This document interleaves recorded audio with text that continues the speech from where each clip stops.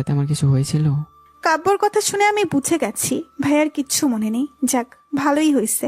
আমি হালকা হেসে বললাম, কই না তো। তুমি কালকে ড্রিঙ্কস করে এসেছিলে, এটা কিন্তু ঠিক নয়। তুমি জানো কালকে তুমি তোমার মধ্যে ছিলে না, আর এসব সাইপাস খাবে না। তুমি তো এগুলো খাও না, কাল কেন খেয়েছিলে? মাইশার কথা শুনে কাব্য নিজেও অবাক। সত্যি তো, সে ওসব খায় না। আর তার যতদূর মনে পড়ে কালকে লাবণ্যের দেওয়া শুধু সফট ড্রিঙ্কসই খেয়েছিল। তাহলে কি ওটাই কিছু মেশানো ছিল নাকি? অফিসে বসে আছে কাব্যর, ভাবছে তার সাথে কাল ঠিক কী হয়েছে। কিন্তু যতবারই ভাবার চেষ্টা করছে ততবারই ব্যর্থ সে, কারণ তার কিছু মনে পড়ছে না। শুধু এতটুকুই মনে পড়ছে, লাবণ্যের দেওয়া ওই জুসটা খাওয়ার পরই তার কেমন একটা লাগছিল। কিন্তু লাবণ্য কেন তাকে এটা ভেবেই তার মাথা খারাপ হয়ে যাচ্ছে। এমন সময় রুমে ঢুকলো রিয়াদ। রিয়াদ ভিতরে ঢুকেই বলল, কি অবস্থা? কেমন আছস তুই এখন? ভালো, কিন্তু তুই জানলি? কেন, তুই ভুলে গেলি নাকি? কাল রাতে তোর সাথে আমার কথা হয়েছিল, আর আমি তো তোকে বাড়ি পৌঁছে দিলাম। ও আচ্ছা, আমার কাল কি হয়েছিল বলতো? আমার না কিছু মনে নেই। সব ভুলে গিয়েছিস? হুম। অবশ্য ভুলে যাওয়ারই কথা। কালকে রাতে তুই ড্রিঙ্কস করেছিলি, তাও হাই লেভেলের। রিয়াদের কথা শুনে কাব্য অবাক। রিয়াদ আবারও বলে উঠল, কাল রাতে আমার বিশ্বাসই হচ্ছিল না যে তুই ড্রিঙ্কস করেছিলি। কাব্য চিন্তিত স্বরে বলল, বিশেষ কর রিয়াদ, কাল রাতে কি করে কখনো সব খেয়েছিলাম আমি বুঝতেই পারিনি। আমি তো শুধু লাবণের দেওয়া সফট ড্রিঙ্ক খেয়েছিলাম। কিন্তু সফট ড্রিঙ্কস খেলে নেশা হওয়ার কথা নয়। কাব্য হয়তো ভুল করে খেয়ে ফেলেছিলি। রিয়াদের কথা শুনে ছোট্ট করে বলে উঠল, হয়তো। এখন বল, কি খাবি তুই? চা না কফি? এখন কিছু খাবো না, আমার জরুরি কিছু কাজ আছে। কালকের বিষয় নিয়ে একটু চিন্তিত ছিলাম, তাই তোকে দেখতে এসেছি। এই বলে কাব্যের সাথে হাত মিলিয়ে চলে যায় রিয়াদ। এদিকে কাব্য কিছুতেই কিছু বুঝতে পারছে না। এমন রুমে আসে কাব্যের বাবা। আগে বিজনেসের সব কাজ উনি করতেন, এখন কাব্য করে, আর উনি ওনার চেম্বারে বসে থাকে। কাব্য তার বাবাকে ভিতরে আসতে দেখে অবাক হয়ে বলল, বাবা, তুমি? কোনো কাজ ছিল? তোকে কিছুদিনের জন্য ঢাকার বাইরে যেতে হবে। কেন?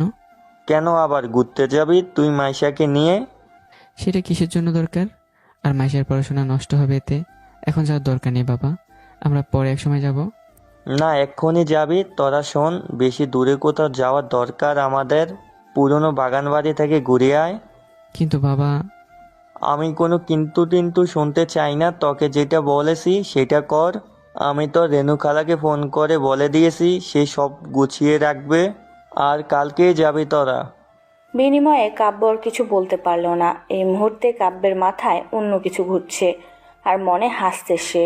সাথে বসে আছে আমি আর তানিশা। ভালো লাগছে না কিছুই। হঠাৎই সামনে থাকা আম গাছের দিকে চোখ গেল আমার। আম দেখলেই লোভ লাগে আমার। হঠাৎই তানিশার মাথায় একটা চাটি মেরে বললাম, দোস্ত, আম খাবি? আম কোথায়? কেন? ওই যে গাছে। তানিশার সামনে তাকিয়ে চেঁচিয়ে বলে উঠল, যার গাছ সে দেখলে প্রচুর বকবে। আরে ধুর, বকবে না। আর দেখবে তারপর তো। না না, আর ভাইয়া জানলে প্রচুর মন্দ বলবে। চুপ কর তো তুই, কেউ জানবে না, চল। না, আমি যাবো না। তুই যাবি না? তোর শ্বশুরে যাইবে। আমার শ্বশুরেই নিয়ে যা, তারপরও আমি যাবো না। তানিশা, চল। দেখ, কেউ দেখলে প্রবলেম হবে। কেউ দেখবে না। এই বলে তানিশার হাত ধরে এক প্রকার জোর করেই নিয়ে আসলাম। নিচে নেমে গাছটার কাছে যেতেই আরো লোভ লাগলো আমার। জিহ্বা দিয়ে ঠোঁট ভিজিয়ে তানিশাকে বলে উঠলাম, আমি গাছের কাছে তো চলে এসেছি, এখন পারবো কিভাবে? সেটা তুই জানিস।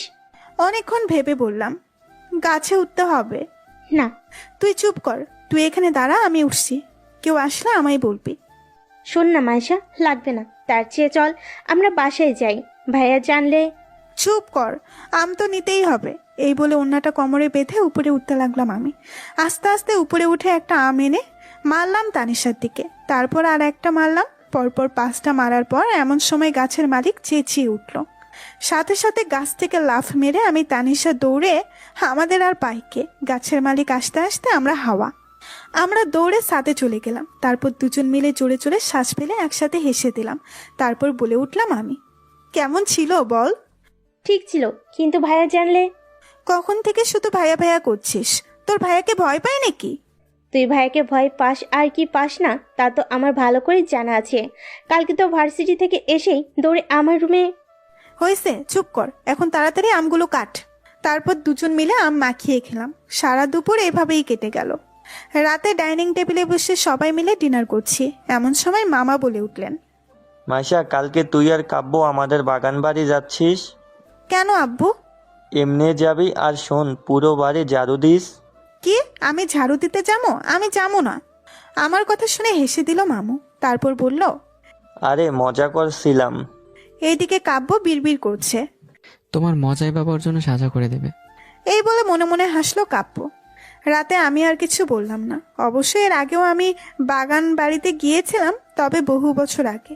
এখন কিছু মনে নেই, আবার যাব ভাবতেই মজা লাগছে আমার। তার সাথে কাব্য আর আমি শুধু এটা ভেবেই কিছুটা ভয় লাগছে। রাতে ডিনার শেষ করে রুমে ঢুকতেই কাব্য ভাইয়া বলে উঠল, তা চুরি করে আম খেতে খুব মজা ছিল, তাই না? ভাইয়ার কথা শুনে রীতিমতো ভয়ে কেঁপে উঠলাম আমি। এই রে, ও জানলো কেমনে? আমি কাঁপা কাঁপা গলায় বললাম, কিসের আম? কই, আমি আর তানিশা ছাদে বসে আম খাই নাই তো। ও, তার মানে ছাদে বসে লুকিয়ে লুকিয়ে খেয়েছিস? ভাইয়ার কথা শুনে আমি একদম বোকা বনে গেলাম। যা অতিরিক্ত ভয় পেয়ে মুখ ফুসকে কি বললাম আমি, এখন তোকে কে বাঁচাবে মাইশা? কিন্তু ভাইয়া কি করে জানলো? এদিকে কাব্য ভাবছে তখন মাইশাকে দৌড়ে ছাদে যাওয়ার কথা। দুপুরে কাব্য কিছু কাজে বাড়ি এসেছিল, তখন বাড়ি থেকে ফেরার পথে মাইশাকে দৌড়াতে দেখে অবাক হয় সে। আর হাতে আম দেখে কাব্যের আর বুঝতে বাকি রইল না ও কোথা থেকে আম পেয়েছে। এসব ভেবে কাব্য বলে উঠল, কি হলো, কথা বলছিস না কেন? কাব্যর কথা শুনে হাত মোড়াতে মোড়াতে বললাম আমি, না মানে সরি জামাই। মাইশার কথা শুনে কাব্য অবাক হয়ে বলল, কি বললি তুই?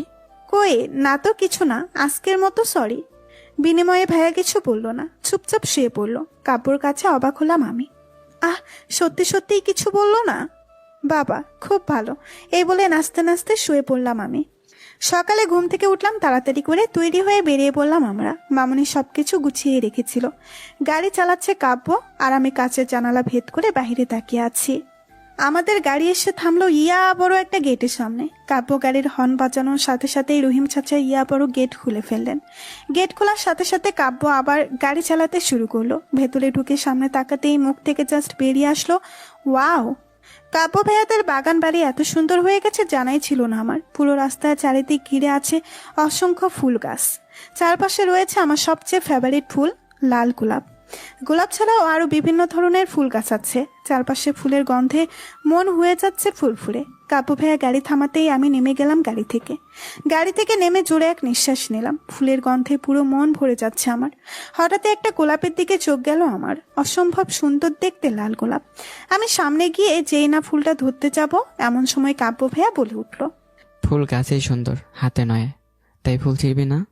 মনে মনে ভেবেছিলাম ফুলটা ছিঁড়ে মাথায় লাগাবো, কিন্তু আমার ইচ্ছেতে এক বালতি পানি ঢেলে দিল কাব্য ভাইয়া। অবশ্য কথাটা সত্যিই বলেছে, কিন্তু ভেতরে ভেতরে খারাপ লাগলো। আমি আর কিছু না বলে চুপচাপ সামনে এগোতে লাগলাম। মাইশার কাজ দেখে কাব্য একবার ফুলটার দিকে তাকিয়ে মুচকি হেসে ভিতরে চলল। বাড়ির ভেতরে ঢুকে দরজা খুলতেই রেণু খালা এসে বলল, কেমন আছো মাইশা মামুনি? ওনার কথা শুনে মুচকি হাসলাম আমি। তারপর বলে উঠলাম, খুব ভালো, তুমি কেমন আছো? আমার কথা শুনে খুশি হলেন উনি। তারপর বলল, আমিও আছি ভালো। তোমরা উপরে যাও, আমি তোমাদের জন্য খাবারের ব্যবস্থা করছি। এমন সময় কাব্য এসে হাজির। কাব্য রেণু খালাকে দেখে বলল, কেমন আছো তুমি? এই বলে জড়িয়ে ধরল কাব্য মহিলাকে। মহিলা খুব খুশি হয়ে বলল, খুব ভালো আছি বাবা, তুমি কেমন আছো? আমিও ভালো আছি। এখন তোমার সাথে থেকে আরো ভালো থাকবো। তা তো থাকবি। এখন উপরে যাও, আমি খাবারের ব্যবস্থা করছি, আর তোমাদের ব্যাগ নামানোরও ব্যবস্থা করছি। ঠিক আছে। এই বলে কাব্য চলে আসলো উপরে। আমিও আসলাম ভাইয়ার পেছনে। পুরো বাড়ি দেখেই বোঝা যাচ্ছে কালকেই হয়তো পুরো বাড়ি পরিষ্কার করেছেন উনি। পুরো বাড়িটাই খুব সুন্দর আর পরিপাটি করে সাজানো। আমি আর ভাইয়া রুমে ঢুকলাম। কাব্য রুমে ঢুকেই গিয়ে বিছানায় বসে পড়লো, আর আমি পুরো রুমে চোখ বুলাচ্ছি। রুমটাও খুব সুন্দর করে গুছানো, তবে জিনিসপত্র দেখেই বোঝা যাচ্ছে এগুলো অনেক বছরের পুরনো ফার্নিচার। এত বড় বাড়িতে কি করে রেণুখান্ডা একা থাকে? আমার তো এক্ষুনি ভয় করছে। বাড়িটা অনেক বছর আগের পুরনো, তাই একটু ভয় ভয় করছে। আর এত বড় বিশাল বাড়িতে শুধুমাত্র 3 জন মানুষ। আমার ভাবনার মাঝেই কাব্য বলে উঠল, কি এত ভাবছিস তুই? না তেমন কিছু না, ভাবছি এত বড় বাড়িতে রেণুখালা কি করে একা থাকে। বাড়ির সামনের দিকটা খোলামেলা হলেও ভেতরে কেমন যেন আমার খুব ভয় ভয় লাগছে। কাপু আমার কথা শুনে হাসলো। ওনার হাসি দেখে বললাম, এতে হাসার কি আছে? না কিছু না। এই বলে কাব্য ওয়াশরুমের দিকে চলে গেল। হঠাৎই পেছন থেকে ফিসফিস করে আমার কানের কাছে এসে বলল, মাইশা।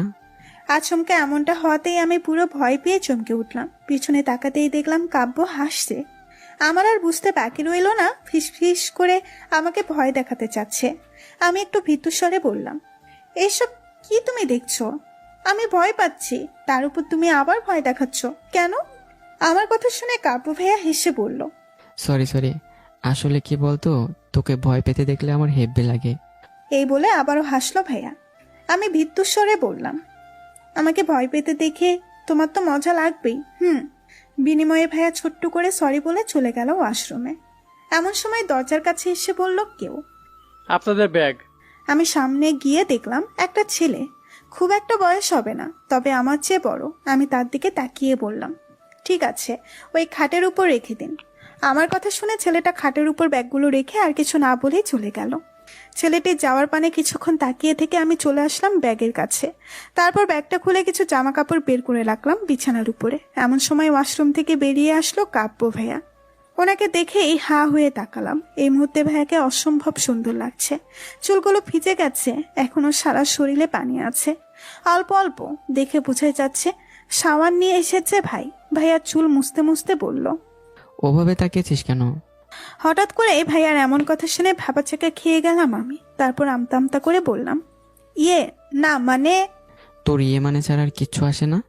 না তেমন কিছু না, আসলে কি বলতো, ওখানে একটা পাখি বসেছিল, সেটার দিকেই তাকিয়েছিলাম। এই বলে খাটের উপর থাকা সাদা রঙের চুড়িদার নিয়ে চলে গেলাম আমি ওয়াশরুমে। এদিকে কাব্য আর কিছু না ভেবেই তৈরি হতে লাগলো। বেশ কিছুক্ষণ পর শাওয়ার নিয়ে চলে আসলাম আমি। এখন অনেকটাই ফ্রেশ লাগছে। ওয়াশরুম থেকে বেরোতেই টাওয়াল নিয়ে চুল মুছতে লাগলাম আমি। এদিকে কাব্য এক ধ্যানে তাকিয়ে আছে মাইশার দিকে। অদ্ভুত এক চাহনি তার। কাব্য তাড়াতাড়ি তার চোখ নামিয়ে নিল, তারপর ঝাঁঝালো কণ্ঠে বলে উঠল, আমার জন্য খাবার নিয়ে আয়। হঠাৎ করেই ভাইয়ার এমন কথা শুনে আমি পুরো কেঁপে উঠলাম। আমি তো ভুলেই গেছিলাম রুমে ভাইয়া আছে। আমি অবাক হয়ে বললাম, আমি? তুই স্যার আর কেউ আছে এখানে? না মানে, রেনু খালা তো বললো আমাদের জন্য খাবার আনছে। তাতে কি হয়েছে? তুই কি এখানে খাবার নিয়ে আয়। আমিও আর কিছু না বলে টাওয়ালটা বিছানার পাশে রেখে চললাম নিচে। সিঁড়ি বেয়ে নিচে নামতেই দেখলাম টেবিলের উপরে বিভিন্ন ধরনের খাবার সাজিয়ে রেখেছেন রেনু খালা। আমি নামতেই উনি বলে উঠলেন, তুমি একা একা কেন মামুনি? কাব্যবাবু কোথায়? আসলে ভাইয়া উপরে বসে খাবার খাবে। তুমি এখনো কাব্যকে ভাইয়া ডাকছো? সরি থুক্কু, তুমি আবার বলো না ভাইয়াকে মুখ ফুসকে বেরিয়ে গেছে আমার কথা শুনে হেসে বললেন উনি। ঠিক আছে। তারপর একটা ট্রেতে করে কিছু খাবার বেড়ে দিল আমার হাতে। তারপর আমিও খাবারগুলো নিয়ে চললাম উপরে। রুমে ঢুকে দেখলাম ভাইয়া ল্যাপটপ নিয়ে বসে আছে। আমি খাবারগুলো সামনে রেখে বললাম, তোমার খাবার। ভাইয়া আমার কথা শুনে আমার দিকে না তাকিয়েই বলে দিল, খাইয়ে দে। কাপুর কথা শুনে আমার চোখ বড় বড় হয়ে গেল। আমি অবাক হয়ে বললাম, কি?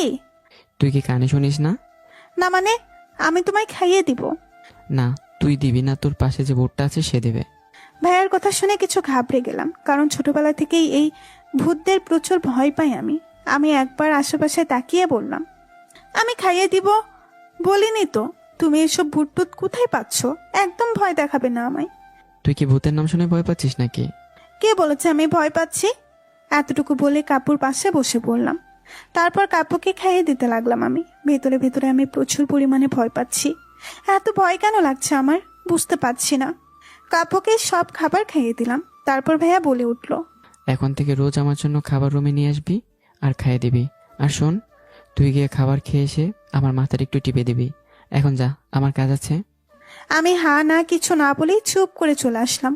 বাহিরে বেরিয়ে এসে, শালা আমি পারবো না তোর মাথা টিপে দিতে। আমারে কি কাজের মাইয়া পাইছোস? আর কে দিবে তোকে রোজ রোজ খাইয়ে? পারবো না আমি। একা পাইয়া এখন তার সুযোগ নিতেছোস? শালা হনুমান বান্দর। আরে হ্যাঁ না কিছু না বলেই চুপ করে চলে আসলাম। বাহিরে বেরিয়ে এসে শালা আমি। এমন সময় পেছন থেকে কাব্য বলে উঠল, এই তুই কি বললি? কাব্যর কথা শুনে আত্মা কেঁপে উঠলো আমার। এই রে, শুনে ফেললো নাকি? শুনে ফেললে এখন আমার কি হবে? এখন আমাকে কে বাঁচাবে? বিছানায় বসে ভাইয়ার মাথা টিপছি আমি, আর মিস্টার কাব্য আরামে ঘুমিয়ে আছে। ইচ্ছে তো করছে মাথার সব চুল ছিঁড়ে ফেলি। পাক্কা 2 ঘন্টা যাবৎ মাথা টিপছি আমি, হাতের আঙুল সব ব্যথা করছে আমার। কিন্তু এই শয়তানটা, তার দিকে কোনো হুঁশই নেই। তখনকার ছোট ভুলের জন্য এত বড় শাস্তি পেতে হবে আমায়, বুঝতেই পারিনি। ভাগ্য ভালো শুধু শেষের 2টা শব্দই শুনেছিল, আর তাতেই আমার অবস্থা এই অবস্থা করেছে। সব শুনলে না জানি কি করতো আমায়। আমি একটু কাঁদো কাঁদো গলায় বললাম, জামাই হয়েছে, আর পারবো না আমি, হাত ব্যথা করছে, এবারের মতো ক্ষমা করে দাও, আর কোনোদিন তোমায় কিচ্ছু বলবো না, সরি। কাপু আমার কথা শুনে কিছুটা অবাক হয়ে বলল। তুই কি বললি? আমিও ভাইয়ের কথা শুনে আনমনে বলে দিলাম, কি বলছি তোমায়? জামাই বলছি। তুমি তো সেদিন রাতেই বলেছিলে জামাই ডাকতে, আজ থেকে তোমায় ওই নামেই ডাকবো। কেমন যেন নামটাই ডাকতে ভালো লাগে না আমার। কি? আচ্ছা শোনো না, কি বলছি ভাইয়ার একটু কাছে গিয়ে। কি? আর তুই কাছে আসছিস কেন? তেমন কিছু না, শোনো না, আজ থেকে তোমায় জামাই বলে ডাকবো, আর এইবারের মতো মাফ করে দাও, কথা দিচ্ছি। তোমায় গালাগালি করবো না। ভাইয়া কিছুক্ষণ চুপ থেকে বলল, ঠিক আছে।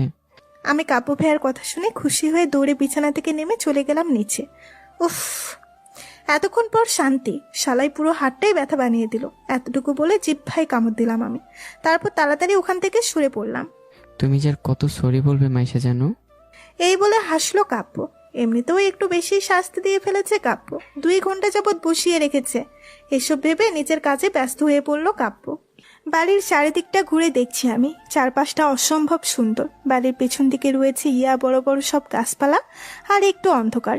অনেকগুলো গাছ একসাথে থাকার কারণে এমনটা মনে হচ্ছে। এখন প্রায় দুপুর 3টা বেজে গেছে, কিন্তু এখানে মনে হচ্ছে সন্ধ্যা হয়ে আসছে, এতটাই অন্ধকারে ঘেরা পেছনটা। আর সামনের দিকে এগোলেম না, এমনিতেই কেমন যেন ভয় লাগছে এখানে। এমন সময় আচমকা পেছন থেকে কেউ বলে উঠল, আপু, তোমার কাব্য ভাইয়া ডাকছে। আচমকা এমনটা হওয়াতেই আমি পুরো কেঁপে উঠলাম। পরক্ষণে পেছনে তাকিয়ে সেই ব্যাগ এনে দিয়েছিল সেই ছেলেটাকে দেখতে পেলাম। আমি জোরপূর্বক একটু হাসি দিয়ে বললাম, ঠিক আছে। ছেলেটিও আর কিছু না বলে চলে গেল। এই ছেলেটি কেমন যেন হঠাৎ করে আসে, আর আমি চমকে যাই। তারপর তাড়াতাড়ি করে চললাম আমি কাব্য মাই জামাইটার কাছে, না জানি আবার কি বলবে। রুমে ঢোকার সাথে সাথে কাব্য বলে উঠল, আজকে তুই আমার জন্য রান্না করবি? কাব্যর কথা শুনে আমি অবাক হয়ে চেঁচিয়ে বললাম, কে? শোন, আমি কিন্তু একটা কথা একবারে বেশি 2বার বলতে পছন্দ করি না, তাও তোর জন্য বলা লাগে বারবার। রান্না করবি, বুঝতে পারছিস? মাংস রান্না করবি, খুব সুন্দর করে করবি। রান্না ভালো না হলে তোর খবর আছে। কিন্তু আমি তো রান্না করতে পারি না। ওসব আমি জানি না। জানিস না, শিখে নিবি। রিনু খালা আছে না, তার কোনো কথা না বাড়িয়ে তাড়াতাড়ি যা। রাতে তোর হাতে রান্না খাবো আমি। আরেকটা কথা, রেনু খালার কাছ থেকে শুধু জেনে নেবে, রান্না কিন্তু তুই করবি, বুঝতে পারছিস?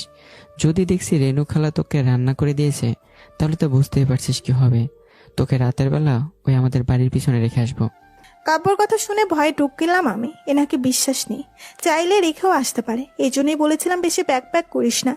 যেই জানছে তুই ভয় পাচ্ছিস, সেই থেকে ব্ল্যাকমেল করছে এসব ভেবে। আমি জাস্ট হা হয়ে চুপ করে বেরিয়ে আসলাম বাইরে। এখন কি করব আমি তো রান্না করতে পারি না, তাও আবার মাংস। ও নো, এখন কি করব আমি? কাব্য আমাকে একা পেয়ে এত কিছু করাবে জানলে আমি কখনোই আসতাম না। মামনি, তোমার ছেলে আমায় পাগল বানিয়ে ছাড়বে। এমন সময় কাব্য চেঁচিয়ে বলল, তাড়াতাড়ি করিস। আমি আর কিছু না ভেবে চুপচাপ নিচে চলে আসলাম। রান্নাঘরে দাঁড়িয়ে আছি, কি করব কিছুই বুঝতে পারছি না। কি করে মাংস রান্না করে জানিই না। এর জন্যই মা বারবার বলতো, এখন বস তুই মাইশা, ধর। এমন সময় পেছন থেকে রেণুখালা বলে উঠলেন, কি হলো মাইশা মামনি, তুমি রান্নাঘরে কিছু কি লাগবে? রান্না করব। উনি আমার কথা শুনে অবাক হয়ে বলল, কি, কেন? আমি আছি তো, তুমি বলো কি খাবে, আমি রান্না করে দিচ্ছি। এমন সময় কাব্য ভাইয়া বলে উঠলেন, একদম না, আজকে রান্না মাইশা করবে। রেণুখালা কাব্যর কথা শুনে বলে উঠল, কিন্তু কোনো কিন্তু নয়, তুমি শুধু ওকে বলে দিও কি করে মাংস রান্না করে, তারপর আর কোনো কাজ নেই। তুমি গিয়ে তোমার রুমে বসে থাকবে, আর এখানে মাইশা একা রান্না করবে। রেণুখালাও আর কিছু বলতে পারলেন না কাব্য ভাইয়ার মুখের উপর। তারপর কাব্য ভাইয়ার কথা মতো রেণুখালা আমায় বললেন কি করে রান্না করতে হবে, তারপর চলে গেলেন তারা। কিন্তু কি বললো আমি তো বুঝতেই পারলাম না। এখন রান্না কেমনে করবো? সবার আগে ফ্রিজ খুলে মাংস বের করলাম আমি, তারপর কাটাকাটি শুরু। জীবনে যা করিনি আজ তা করতে হচ্ছে। কান্নার রোল পড়ে গেল পেঁয়াজ কাটতে কাটতে। সবকিছু গুছিয়ে নিতে নিতে আমার পুরো সন্ধ্যা পেরিয়ে গেল। এখন রান্নার পালা। রেণুখালা কি বললো সব তো ভুলে জগে খিচুড়ি পাকিয়ে ফেলেছি। হঠাৎই ইউটিউব আন্টির কথা মনে পড়লো। সাথে সাথে নাচতে নাচতে বলে উঠলো, জিও মাইশা, এই আইডিয়াটা এতক্ষণ কেন আসলো না? তারপর আর কি, ইউটিউব আন্টিদের একটা ভিডিও দেখে রান্না করতে শুরু করে দিলাম। না জানি কেমন হবে রান্না, আল্লাহ মালুম। রাত 8:30। কাব্য ভাইয়ের রুমে খাবার নিয়ে দাঁড়িয়ে আছি আমি। কে জানে কেমন হয়েছে, সবকিছু ঠিকঠাক আছে কিনা। কাব্য তার ল্যাপটপটা বিছানার উপরে রেখে বলল, নিয়ে আয়, আমাকে খাইয়ে দে। আমিও কিছু বললাম না, চুপচাপ খাবার নিয়ে বসে পড়লাম বিছানায়। তারপর বললাম, বলছি কি, খাবার যদি ভালো না হয় তাহলে সত্যি সত্যি আমি তোকে ওই পেছনে রেখে আসবো। ভাইয়ার কথা শুনে চোখ মুখ লাল হয়ে গেল আমার। এই রে, খাবারটা যেন ভালো হয়। বিশ্বাস বলে খাবার খাওয়াতে শুরু করলাম আমি। প্রথমবারে ভাইয়ার রিয়াকশন দেখে কিছু বুঝলাম না আমি, তাই নীরব স্বরে বললাম, কেমন হয়েছে? খারাপ হয়নি। ভাইয়ার কথা শুনে একটা ছোট্ট শ্বাস ফেললাম আমি। যাক বাবা, আমার আর ভয় নেই কোনো। তারপর আমি আর কোনো কথা না বলে চুপচাপ খাওয়াতে শুরু করলাম। বেশ কিছুক্ষণ পর ভাইয়াকে খাইয়ে দিলাম সব খাবার। তারপর চলে গেলাম নিচে। তারপর আমি রেণু খালাও একসাথে খাবার খেলাম। উনিও প্রশংসা করলো আমার। সবই ইউটিউব আন্টির কামাল। জিও আন্টি, মা। রাত 10টা, বিছানায় শুয়ে আছি আর কাব্য ভাইয়া পাশে নাক টেনে ঘুমাচ্ছে। এই বাগান বাড়িটা গ্রামের দিকে হয়, খুব একটা রাত না হলেও বোঝা যাচ্ছে ভীষণ রাত। ঘুম আসছে না চোখে, ওদিকে বাতাসে পদ্মা উঠছে। আর হঠাৎ হঠাৎ কেমন একটা শব্দ হচ্ছে। বারবার এমনটা হওয়াতে ভয় লাগছে ভীষণ। রুমের লাইট অফ থাকায় আরও ভয় লাগছে। চারিদিকে কুটকুটে নীরবতা, ভয় লাগছে ভীষণ। হঠাৎই বাইরে থেকে কেউ একটা জোরে শব্দ করে চেঁচিয়ে উঠল। আমি তো ভয়ে শেষ। কি করব কিছুই বুঝতে না পেরে মাঝখান থেকে কোলবালি সরিয়ে ভাইয়াকে শক্ত করে জড়িয়ে ধরলাম। ভয়ে হাত পা কাঁপছে আমার। ছোটবেলা থেকেই একা রুমে ঘুমাতে আর এই ভূতেদের প্রচুর ভয় পাই আমি। মাঝে মাঝে তো আমি রুমের লাইট জ্বালিয়েই ঘুমাতাম। এদিকে কাব্য আচমকা মায়েশা তাকে জড়িয়ে ধরাতে কিছুটা অবাক হলেও পরক্ষণে মনে মনে খুশি হয়ে সেও জড়িয়ে ধরলো মায়েশাকে। সূর্যের ফুরফুরে আলোতে ঘুম ভাঙলো আমার। চারিদিকে পাখিদের আওয়াজ। সকালে এই স্নিগ্ধতার আলোতে পুরো রুম আলোতে পুড়ে গেছে। আমি আস্তে আস্তে চোখ মেলে তাকালাম। হঠাৎই ভাইয়ার দিকে চোখ গেল আমার। ঘুরিয়ে আছে বেঘুরে সে। হঠাৎই মনে পড়লো যে আমি কাব্যকে জড়িয়ে ধরে আছি। তাড়াতাড়ি সরে আসতে নিলেই বুঝতে পারলাম কাব্য আমায় জড়িয়ে ধরে আছে। এখন কি করব? হঠাৎই কাব্যর মুখের দিকে চোখ গেল আমার। কি সুন্দর লাগছে সূর্যের আলো ভরা রশ্মিতে। আরো অনেক বেশি সুন্দর লাগছে কাব্যকে। ইচ্ছে তো করছে কাব্যর গালে ছোট্ট একটা চুমু দিয়ে দিই। পরক্ষণেই মনে হলো যদি বুঝে যাই তাহলে আমার কি হবে। এসব আলতো ফালতো ভাবনার মাঝে হঠাৎই ভাইয়া একটু নড়ে উঠলো। সাথে সাথে আমি আমার চোখ খিচে বন্ধ করে ফেললাম। কিছুক্ষণ পর আস্তে আস্তে চোখ খুললাম আমি। কাব্য এখনো ঘুমিয়ে আছে। সেই সুযোগে আস্তে আস্তে কাব্যকে ছাড়িয়ে বিছানা থেকে উঠে পড়লাম আমি। তারপর চলে গেলাম ওয়াশরুমে। বেশ কিছুক্ষণ পর ওয়াশরুম থেকে বেরিয়ে আসলাম। তারপর নিচে চলে গেলাম। এর ভেতর কাব্য ঘুম থেকে উঠে ফ্রেশ হয়ে নিচে চলে আসলো। তারপর আমরা তিনজন একসাথে ব্রেকফাস্ট করে নিলাম। ব্রেকফাস্ট শেষে কাব্য আবার রুমে চলে গেল। কাব্য ভাইয়ার সামনে দাঁড়িয়ে আছি, কারণ আমি কিছু বলতে চাই। এমন সময় কাব্য ভাইয়া বলে উঠল, কি হলো, কিছু কি বলবি? মানে এত মানে মানে না করে তাড়াতাড়ি বলে ফেল। বলছিলাম কি, আমরা একটু বাইরে থেকে ঘুরে আসি। হ্যাঁ যা, আমি কি বারণ করেছি তোকে? না মানে তুমি যাবে আমার সাথে? একা একা ভয় না থুকু, ভালো লাগছে না। কেন, রেণু খালাকে নিয়ে যা। উনি গেলে কি আর তোমায় বলতাম নাকি? না মানে উনি যাবে না, ওনার কাজ আছে, তাই তুমি চলো প্লিজ, চলো জামাই। আচ্ছা ঠিক আছে চল। ভাইয়ার কথা শুনে খুশি হলাম আমি। তারপর আর কি, ভাইয়াকে নিয়ে বেরিয়ে পড়লাম আমি। জায়গাটা খুব সুন্দর। গ্রামীণ এক রাস্তা, চারিদিকে ছড়িয়ে ছিটিয়ে আছে সুন্দর সুন্দর খালবিল আর নদী। মাটির রাস্তায় চারিপাশে রয়েছে ছোট থেকে শুরু করে বড় বড় সব ধরনের গাছ। তাদের মাঝখানে রয়েছে ছোট ছোট কিছু ঘরবাড়ি। ফসলের জন্য রয়েছে চারপাশে বিশাল বিশাল মাঠ। হঠাৎই চোখ গেল সামনে থাকা খেজুর গাছের দিকে। একটা লোক রসের হাঁড়ি নামাচ্ছে, যা দেখে মুখে পানি চলে আসলো আমার। আমি ভাইয়ের হাত ধরে বললাম, চলো না আমরা রস খাই। আচমকে এমনটা হওয়াতেই কাব্য প্রথমে ঘাবড়ে গেলেও পরক্ষণেই নিজেকে সামলে নিয়ে বলল, ঠিক আছে। তুমি তো ভালো। এই বলে ভাইয়াকে টানতে টানতে নিয়ে গেলাম আমি। এদিকে কাব্য মায়েশার এমন বাচ্চামো দেখে মনে মনে খুব হাসছে আর ভাবছে আসলে একটা বাচ্চা মেয়ে। আমরা হাঁটতে হাঁটতে চলে আসলাম ওই লোকটার কাছে। তারপর আমি খেলেও ভাইয়া খেলো না। একদম খাঁটি রস, খেতে সত্যিই খুব মজা। অবশ্য আমি কোনোদিন খাইনি, জাস্ট ফিল গাইস। আমার খাওয়া শেষ হলে ভাইয়া লোকটাকে কিছু টাকা দিল। তারপর আমরা আবার সামনে এগোতে লাগলাম। ভোরের এই সুন্দর মুহূর্তে আমার সত্যিই খুব ভালো লাগছে। পাক্কা 2 ঘন্টা হাঁটতে হাঁটতে অনেক দূর চলে আসলাম আমরা। আমি আর হাঁটতে পারছি না, পা ব্যথা হয়ে গেছে। আমি কাঁদো কাঁদো গলায় বললাম, আর যাব না, চলো এখন বাড়ি ফিরে যাই। আমার কথা শুনে ভাইয়াও বলে উঠল, কেন, আর ভালো লাগছে না? না তেমন কিছু নয়, অনেক দূরে চলে এসেছি, এখন পা ব্যথা করছে, পরে আবার আসবো, এখন চলো। ভাইয়াও আর কথা বাড়ালো না। আমরা দুজনেই আবার পেছনে হাঁটা শুরু করলাম। কিছু দূর যেতেই আমার পা চলছেই না, একদম অবশ হয়ে গেছে মনে হয়। তারপরেও যথাসম্ভব হাঁটার চেষ্টা করলাম আমি, কিন্তু আমি ব্যর্থ। এদিকে কাব্য বুঝতে পেরেছে মাইশার চলতে পারছে না। সে পিছনে গিয়ে মাইশাকে কোলে তুলে নিল। অচমকা কেউ কোলে তুলে নেওয়াতে আমি পুরো ঘাবড়ে গিয়ে তার শার্টের হাতা খামচে ধরলাম। মিটপিট করে তাকিয়ে দেখলাম কাব্য আমায় কোলে তুলে নিয়ে হাঁটছে। কাব্য ভাইয়ার এমন কাজে আমি যেন অবাকের চরম সীমানায় পৌঁছে গেছি। আমি বললাম, এসব কি করছো? লোকে দেখলে কি বলবে? নামাও আমায়। থামবি তুই? ভাইয়ার ধমক শুনে আমি চুপ, আর কোনো কথা বললাম না। বেশ কিছুক্ষণ পর আমরা এসে পৌঁছালাম বাড়িতে। ভাইয়া আমায় দরজার সামনে নামিয়ে দিয়ে উপরে চলে গেল। হঠাৎই মনে হলো আমার যেন পায়ে ব্যথা করছে। ভাইয়ারও তো নিশ্চয়ই করছে। তার উপর অর্ধেক রাস্তা আমায় কোলে তুলে নিয়ে এসেছে। এই ভেবে কিছু একটা বানাতে চলে গেলাম রান্নাঘরে। হাতে গরম তেল, তার সাথে রসুন একসাথে গরম করে দাঁড়িয়ে আছে আমি কাব্য ভাইয়ার রুমে। আর ভাইয়া বিছানায় চুপ করে শুয়ে আছে। আমি কোনো কিছু না ভেবেই ভাইয়ার পায়ে ওগুলো লাগিয়ে দিতে লাগলাম। আচমকা কারো হাতে স্পর্শ পায়ে লাগায় কাব্য কেঁপে উঠল। চোখ খুলে মাইশাকে দেখে চমকে গিয়ে বলল সে, কি করছিস তুই? তেমন কিছু না, তুমি চুপটি করে শুয়ে থাকো, আমি তোমার পায়ে মালিশ করে দিচ্ছি, তোমার পায়ের ব্যথা কমে যাবে। এতটুকু বলেই ভাইয়ার পায়ে মালিশ করে দিতে লাগলাম আমি। কাব্য আর কিছু বলল না, কারণ সত্যি সত্যি তার পায়ে প্রচুর ব্যথা করছে। আর মাইশা যখন নিজ ইচ্ছেতেই আসছে তাহলে আর ক্ষতি কি? মাইশার কাজে খুশি কাব্য। দেখতে দেখতে 10 দিন কেটে গেল। এই 10 দিনে প্রচুর কাজ করিয়েছে কাব্য ভাইয়া। রান্নাটা ওই একদিনে করেছিলাম, কিন্তু খাবার খাইয়ে দিতে প্রতিদিনই হয়েছে। সবই ঠিক ছিল। প্রতিদিন ওই আচমকা চিৎকার করে ওঠার ব্যাপারটা বুঝলাম না। প্রতিদিন এই বিষয়টা নিয়ে ভয়ে থাকতাম আমি, আর প্রতিদিন ভাইয়াকে জড়িয়ে ধরে ঘুমানো লাগতো। তবে এই 10 দিন খুব সুন্দরভাবে কেটে গেছে। এখন ভাইয়াকে অসম্ভব ভালো লাগে আমার। কেন লাগে জানি না। আচ্ছা, আমি কি ভাইয়াকে ভালোবেসে ফেলেছি নাকি? এসব ভাবনার মাঝে হঠাৎই কাব্য ভাইয়ার মাথায় টুক্কা দিয়ে বলল, এত কি ভাবছিস তুই? না কিছু না। তা তৈরি হয়ে গেছে, চল এখন।